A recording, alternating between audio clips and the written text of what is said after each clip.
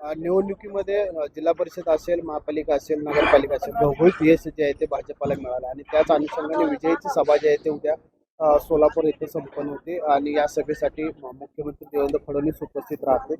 त्याचबरोबर उन्हाची देखील तीव्रता आहे. तर कशा पद्धतीचं सभेचं नियोजन करण्यात आलेलं आहे आणि नागरिकांना बसण्याची व्यवस्था कशा पद्धतीची करण्यात आली आहे?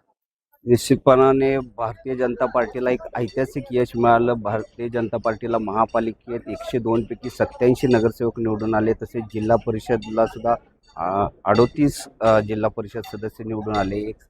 एक हाती सत्ता भारतीय जनता पार्टीला सोलापूरच्या जिल्ह्याच्या जनतेने दिली आणि निश्चितपणाने या सगळ्यांचा सत्कार करण्यासाठी माननीय मुख्यमंत्री देवेंद्रजी फडणवीस उद्या येत आहेत.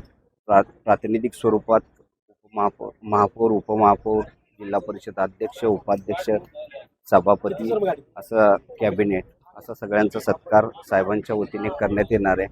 आणि निश्चितपणाने साहेबांनी जो शब्द दिला त्या शब्दावर विश्वास ठेवून जनतेने भरघोस असं मतदान आम्हाला केलं आहे आणि येणाऱ्या 5 वर्षात आपल्याला याची जाणीव असावी या दृष्टीने ही एक जाणीवेचा सुद्धा मेळावा आहे की येणाऱ्या लोकप्रतिनिधींना याची जाणीव असावी की आपण दिलेला शब्द पार करायचा आहे आणि त्यासाठी जी काही ताकद असेल ती निश्चितपणाने देवेंद्रजी फडणवीस असतील, माननीय पालकमंत्री जयकुमारजी गोरे असतील, निश्चितपणाने चांगल्या पद्धतीने विकास या ठिकाणी होईल.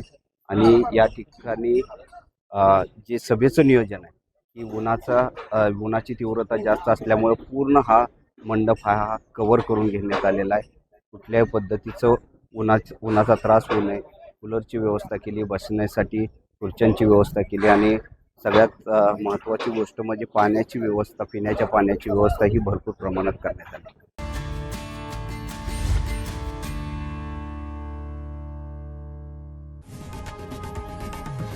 लोकशाही मराठी ऐका, पहा, जागरूक रहा.